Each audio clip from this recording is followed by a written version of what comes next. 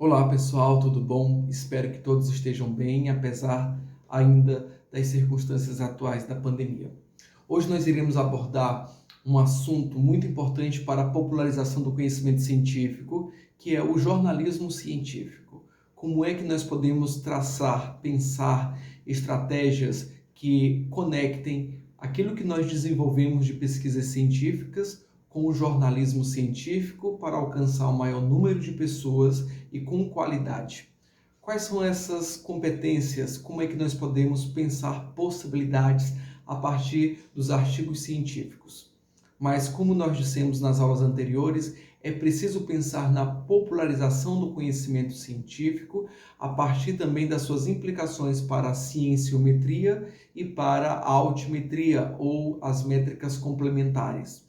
Nesse sentido, a gente destaca a importância da qualidade da ciência desenvolvida, é claro, porque sem essa qualidade, quando nós falamos do rigor metodológico, dos critérios éticos, da integridade ética da pesquisa, entre outras questões fundamentais, nós estamos dizendo que agora nós precisamos pensar nas possibilidades de impulsionarmos essas pesquisas para que realmente alcancem as pessoas. Mas para que isso aconteça, nós precisamos, então, no âmbito do jornalismo científico, falar de comunicação, de possibilidades de comunicar de forma diferenciada, para além daquilo que nós estamos habituados a fazer em relação aos artigos científicos, mantendo uma qualidade e sem, é claro, desenvolver aí uma prática sensacionalista ou que beire a fake news a partir das baixas evidências, por exemplo, do que nós estamos tentando divulgar no âmbito do jornalismo científico. Então é preciso entender primeiro que nem todo jornal que divulga ciência trabalha uma perspectiva do jornalismo científico, mas é preciso pensarmos estratégias que melhor conectem essa produção científica com o jornalismo científico. E aí a gente precisa pensar, no âmbito da pós-graduação, formação de mestrandos e doutorandos, qual momento nós aprendemos a desenvolver essas competências?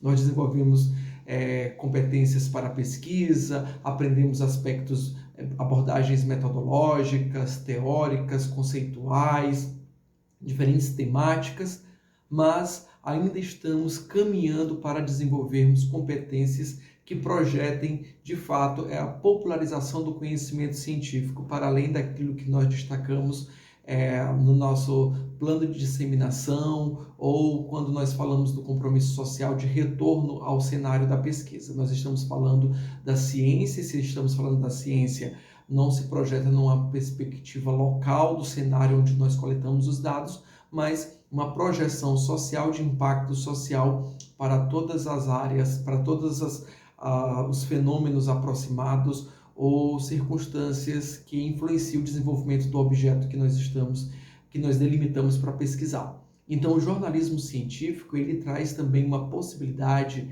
de estreitarmos esses compromissos na comunicação com as pessoas. Então, a primeira questão que nós precisamos pensar aqui é a forma de comunicar. Nós precisamos de uma comunicação que seja palpável, que seja realmente de acesso e acessível às pessoas, para que as pessoas possam de fato entender e querer consumir aquilo que nós estamos divulgando.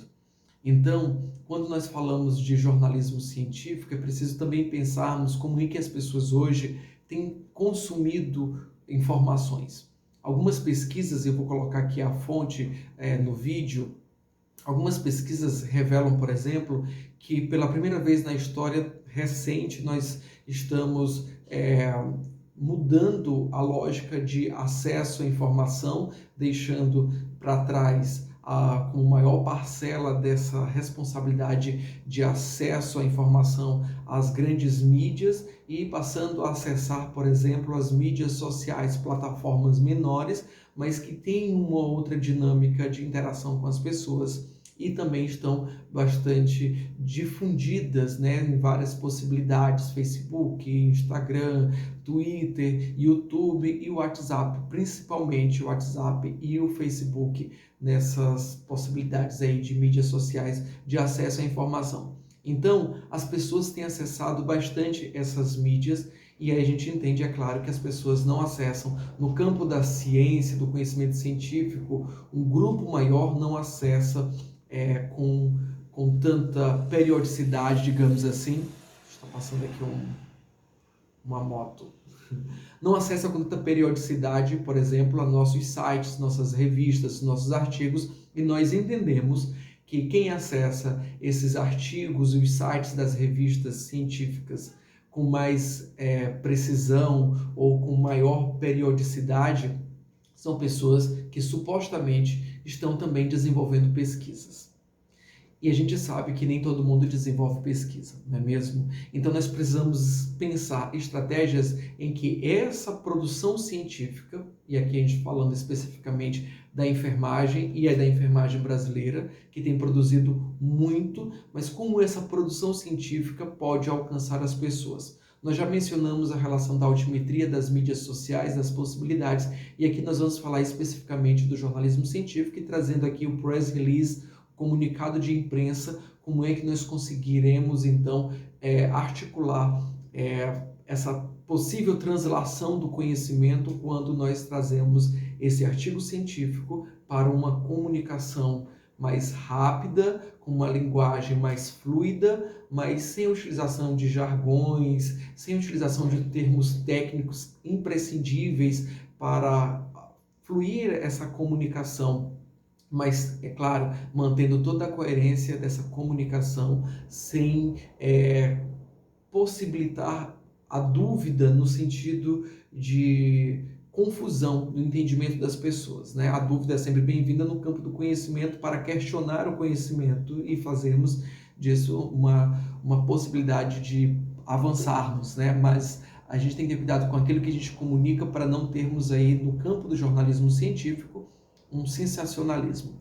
Então, a primeira coisa, eu queria destacar aqui uma matéria que algumas pessoas que trabalham com jornalismo científico destacaram, e entre eles tem o Marcelo Leite, que ele fala o seguinte: precisamos encontrar as boas histórias. Então, ele fala das narrativas, como é que nós colocamos esse leitor em potencial, ou seja, aquela pessoa que ainda não consome o produto, a nossa produção científica, como é que nós podemos trazer uma narrativa, mantendo toda a coerência e integridade ética, mas mudando a forma de comunicar para chegar até essas pessoas. Então, Marcelo Leite é repórter especial de Ciência e Ambiente na Folha de São Paulo e acredita que o caminho para conquistar públicos não familiarizados com a ciência é contar boas histórias, com processos, descobertas e personagens. Então, quando a gente fala contar boas histórias, trazer essa narrativa diferenciada no campo da ciência, é realmente facilitar um processo, digamos, empático entre o leitor em potencial e aquilo que nós queremos falar, aquilo que nós estamos tentando comunicar. Então, quando nós desenvolvemos uma pesquisa, por exemplo, que tem um impacto social com crianças em sobrepeso, ou com mães de crianças, pais de crianças com condição crônica de saúde, como é que nós podemos comunicar todas essas evidências de uma forma realmente que possa trazer o interesse dessas pessoas? E aí nós trazemos uma dimensão social influenciamos a dimensão social de retorno dessas nossas pesquisas para as pessoas. Essa é uma dimensão. Uma outra dimensão nós entendemos, trazendo aqui o exemplo da enfermagem, mas isso pode se aplicar para qualquer outra área da saúde, com suas devidas ressalvas, é claro. Então, na enfermagem, a profissão, a maior categoria profissional da saúde no Brasil e no mundo, mas vamos falar aqui no Brasil, onde nós temos aí um pouco mais de 2.400.000 profissionais de enfermagem, entre enfermeiros, técnicos, auxiliares, enfim. Mas mesmo entre os enfermeiros e enfermeiras, nós entendemos que nem todos têm o hábito de acessar artigos científicos de forma periódica, atualizada, certo? Nós sabemos que a dinâmica da vida acelerada, nem estou aqui querendo dizer que eles estão equivocados por não fazerem isso. Nós sabemos que essa prática não tem sido um despertar de comportamento na profissão, e eu creio que isso não aconteça em outras tantas profissões. Mas o que é que eu quero destacar aqui?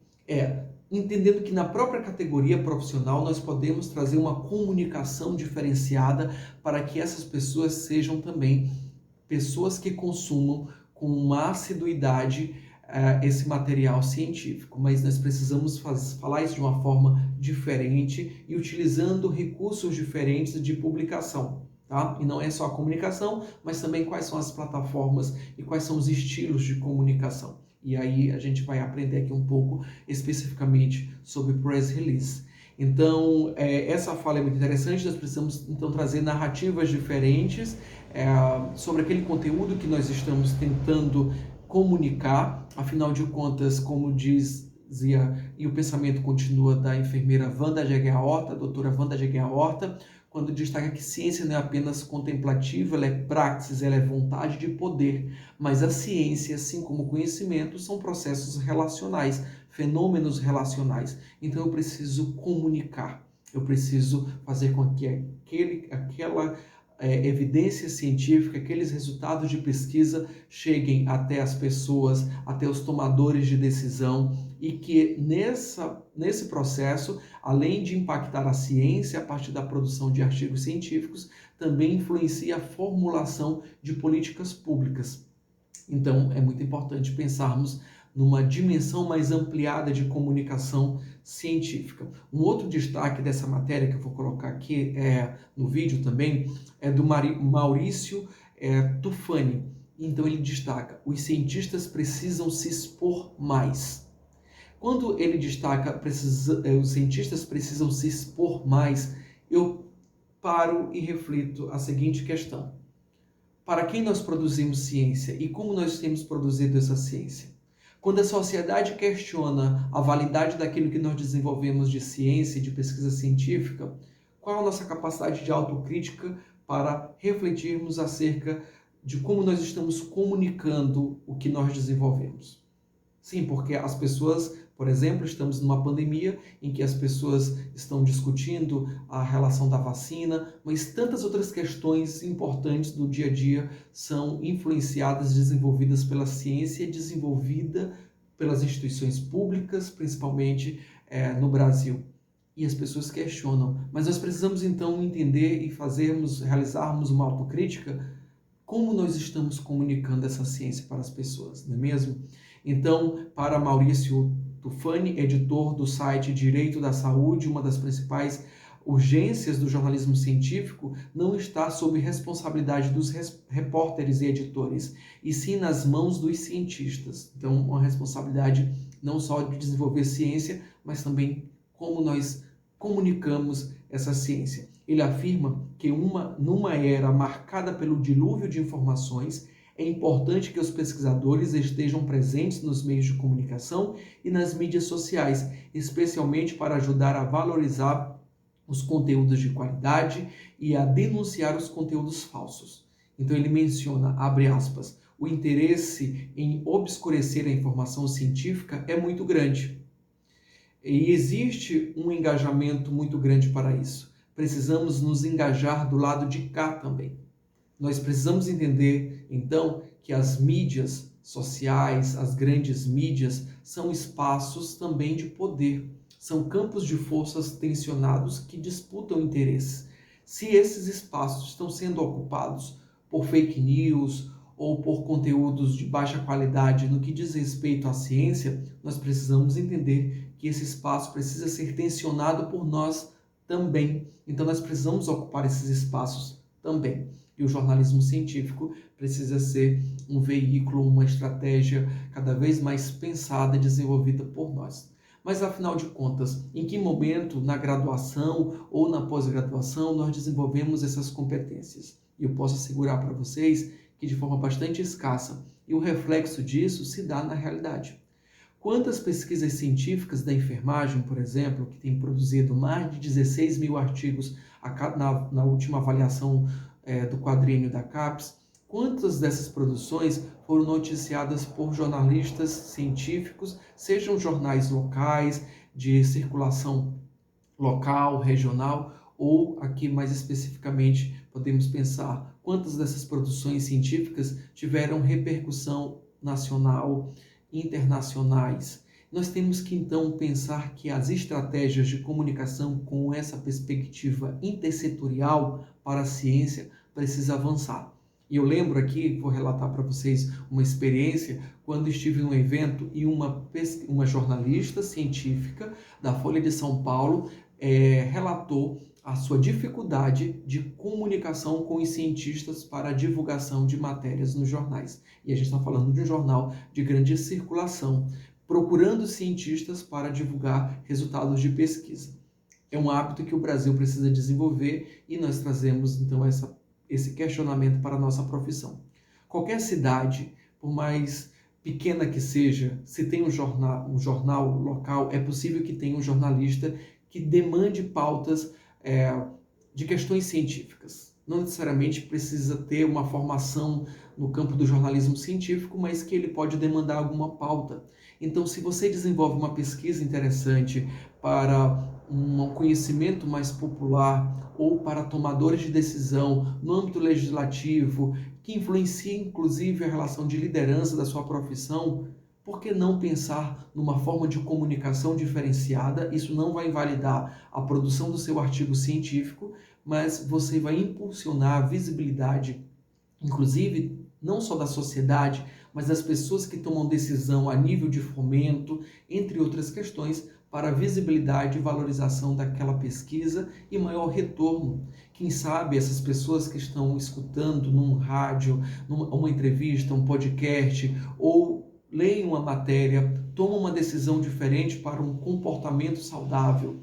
Então, é importante pensarmos no impacto social para além da cienciometria das métricas rígidas de avaliação da ciência, mas como de fato nós vamos influenciar o contexto social onde nós estamos inseridos.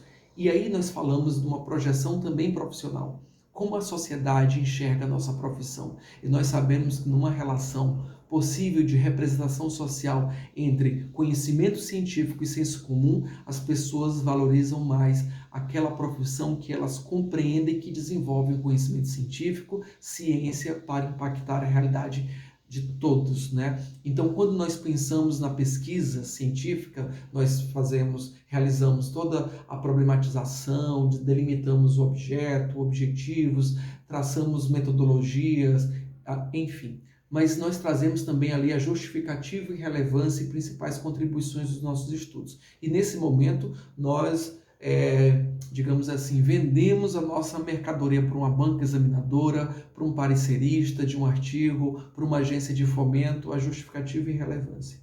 Mas o quanto dessa justificativa e relevância tem a ver com a conexão que esses resultados terão com a sociedade e com pessoas que tomam decisão para políticas públicas de saúde, para fomentos, entre outras questões. Então, está mais do que destacado a importância de pensarmos novas possibilidades para a comunicação científica.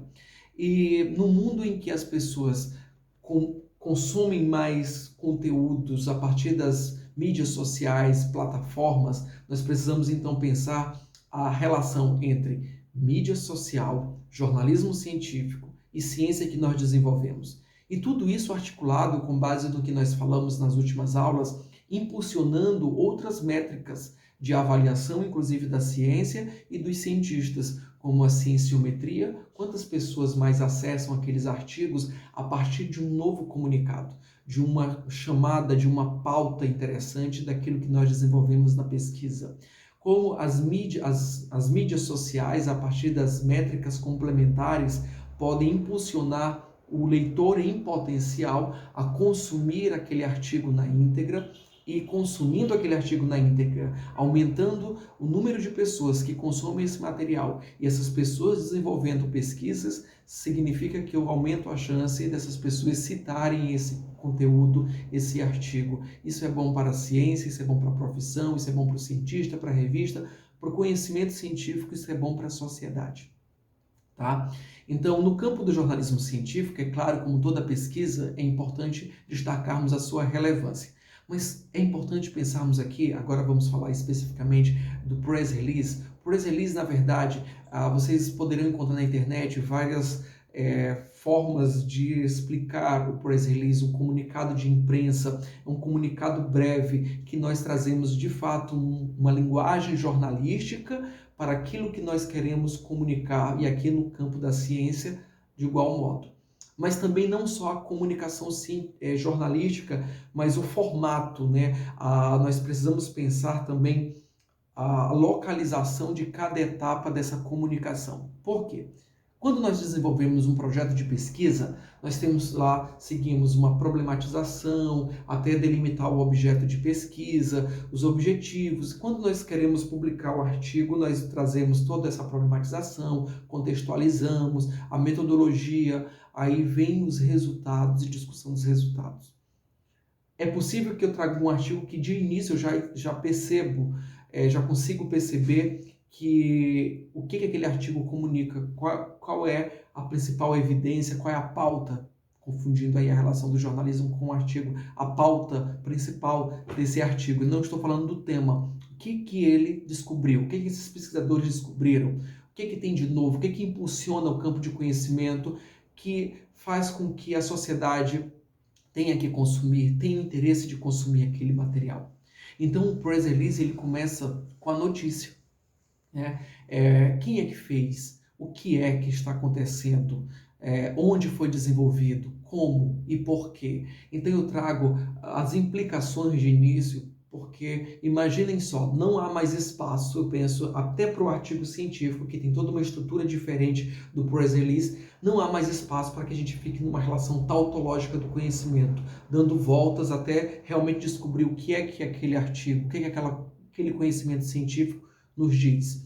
Então, o press release vem de uma forma mais objetiva ainda. Eu costumo pensar, não temos tempo nem energia para perdermos com um comunicado, seja numa relação de artigo ou especificamente com press release, ou quando nós estamos querendo escutar um podcast e a pessoa traz uma chamada e fala e não chega aquela inquietação que a chamada do podcast, no caso, ou aqui o título do press release ou do artigo sinalizou. É como se estivéssemos naqueles programas de auditório que a pessoa sinaliza que vai revelar um grande mistério da humanidade e passa ali 2 horas e no final não se revela nada. Ninguém tem mais espaço para isso, sobretudo quando nós falamos na era virtual, onde tudo é muito acelerado e Bauman vem dizer aí que nada é feito para ficar. Então, nós estamos pensando numa dinâmica em que as pessoas possam enxergar aquele conteúdo, ter interesse e consumir. E o press release, no seu formato mais curto, digamos assim, desse comunicado midiático, jornalístico, ele precisa despertar, ele não pode ser conclusivo, porque o interesse nosso é que as pessoas acessem aquele conhecimento tenha uma informação que tenha um conteúdo para a pessoa compreender o que foi que aconteceu, quem que desenvolveu, onde, como e porquê, mas que não seja realmente conclusivo para que as pessoas possam consumir o artigo na íntegra. Então, apesar do press release poder ser citado, embora seja uma literatura cinzenta, mas é a possibilidade de consumo do artigo na íntegra, tá? Então, é claro que nós vamos pensar num título que seja chamativo, mas não sensacionalista.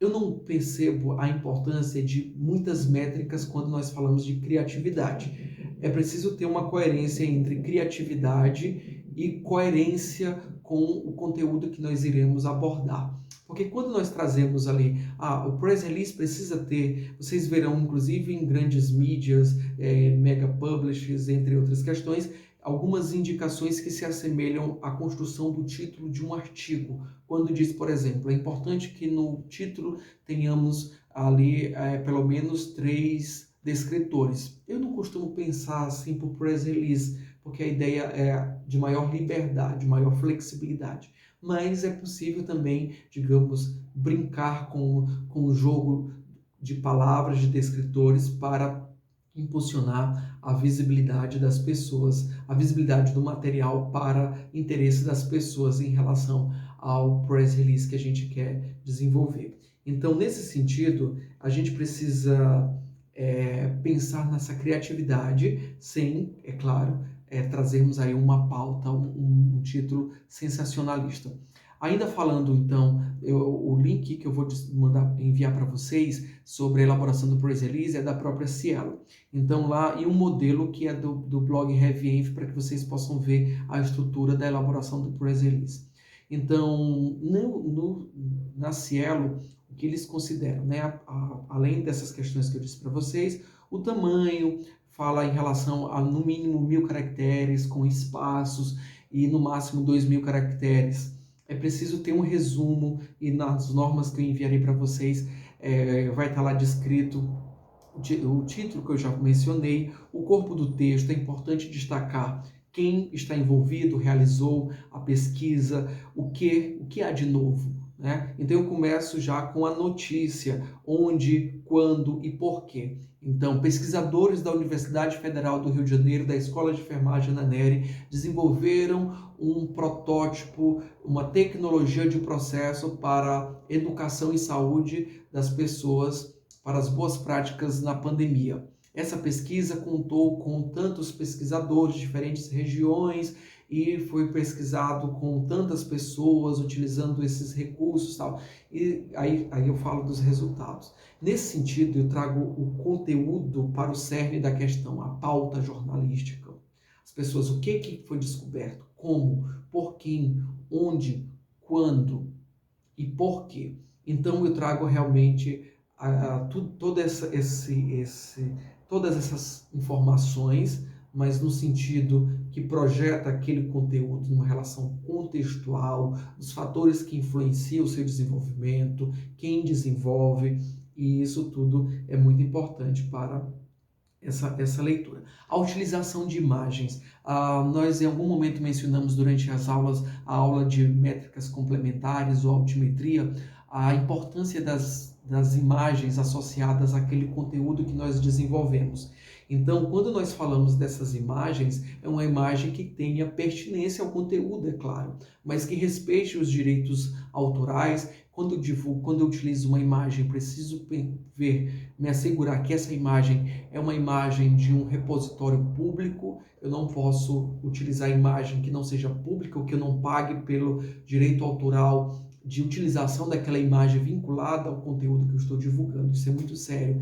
Eu preciso também respeitar a integridade ética na exposição de vulneráveis, entre outras questões. Então, eu trouxe aqui como exemplo um press release do blog HeavyEnv, recém-publicado. Esse press release foi desenvolvido por mim e pela professora Ivone Cabral, editora da Escola de Enfermagem da Neri. Então, nós trouxemos um título bastante chamativo, com base no próprio título do artigo, que não foi um artigo desenvolvido por nós. Então, quero dizer para vocês, o press release pode ser desenvolvido pelo editor da revista, por membros da revista, pode ser desenvolvido pelo próprio autor. É claro que nós faremos aqui um sorteio, uma divisão, né? Na verdade, vocês irão fazer a inclinação de vocês a partir dos títulos que nós iremos disponibilizar. Nós selecionamos revistas da enfermagem, artigos recentes. É claro que esse é um exercício. O ideal é que o próprio autor possa fazer um press release de sua autoria, né? Ou então os membros daquela revista. Aqui é um exercício para que a gente possa realmente articularmos essas competências. Então, o título desse press release, por exemplo, Enfermagem e Sociedade em Perigo. Entenda a importância desses profissionais a partir da pandemia vigente. Então, é bem parecido com o título do artigo, mas o título do artigo é de cuidador a paciente na pandemia da Covid-19. Quem defende e cuida da enfermagem brasileira?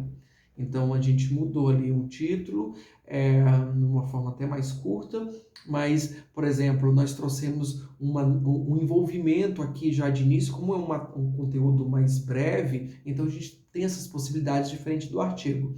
Então, eu vou fazer uma leitura aqui breve, só para vocês entenderem que a gente não traz uma linguagem que seja no senso comum, mas numa perspectiva jornalística. Então, vou ler aqui para vocês. Logo no início da pandemia da Covid-19, fotografias de enfermeiras chinesas em Wuhan repercutiram no mundo todo em virtude das marcas em seus rostos ocasionados pela longa permanência de máscaras de proteção contra o novo coronavírus. O sentimento, ao que parece, despertado nas pessoas ao visualizarem essas imagens foi positivo, despertando empatia e sensibilidade para reconhecer a dedicação e a importância desses profissionais.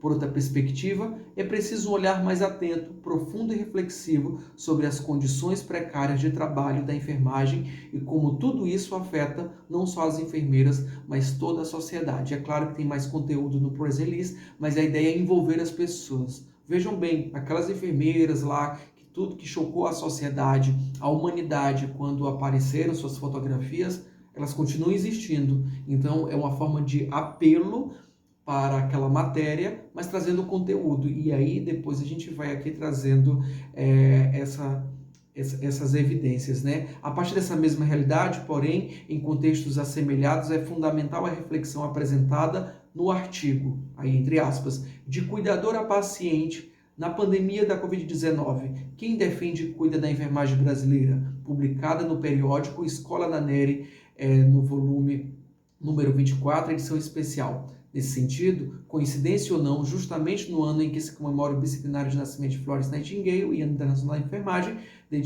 declarado ainda em 2019, a Organização Mundial da Saúde, enfim, a gente traz aqui, é um artigo de reflexão, então tem uma forma diferente de apresentação, assim, a gente traz essa reflexão de início, é claro, mas quando a gente traz um artigo já de pesquisa, de campo, ou outra abordagem, é importante trazer a notícia. Por exemplo, você sabia que tantas pessoas no Brasil sofrem com essa doença e ela pode ser desenvolvida a partir dessas condições? E foi o que descobriu enfermeiras, pesquisadoras da Escola de Enfermagem da Nery. Um exemplo. Mas lá, nesse formato que vocês vão receber, terão outros exemplos. Tá? Então, nessa relação de desenvolvimento e press release, é importante destacar, como eu havia falado, da imagem. Voltando aqui a falar da imagem. A imagem que vocês selecionem, selecionarão, tem que ser uma imagem que tenha uma relação de coerência com aquele conteúdo, é claro, mas de domínio público. Esse é um cuidado ético que nós devemos ter. Né? Quem continua tendo autoria, se o artigo não é meu, eu vou fazer o press release, a autoria do press release é de quem faz o press release. É como se a gente, vamos pensar na ideia da resenha. A resenha é que você pode pegar um livro do seu referencial teórico, que não é sua obra, e fazer uma resenha e publicar aquela resenha. Você tece uma visão diferente sobre aquele conteúdo. Né? Você não vai trazer novos dados, mas você trouxe uma organização. Você pode fazer citações no press release, até no máximo aqui a recomendação sejam até 3 referências, sendo que uma delas é a própria referência do artigo que está sendo desenvolvido no press release. Tá? Uma questão que eu queria destacar ainda para vocês é que a utilização desse press release, ele geralmente estará no repositório de um blog, né? E a ideia é realmente triangular a possibilidade de divulgação. Tá? Então, quando eu falo do press release, eu divulgo ele também no formato de um post, no Instagram, no Facebook, no Twitter, para que as pessoas possam acessar também o blog. Mas, no fundo, a ideia é que as pessoas acessem o artigo na íntegra. Tá certo, pessoal? Já estou aqui passando de 30 minutos. Era a ideia de acesso a essa aula. Vou enviar o material para vocês. Ok? Um grande abraço e fiquem bem.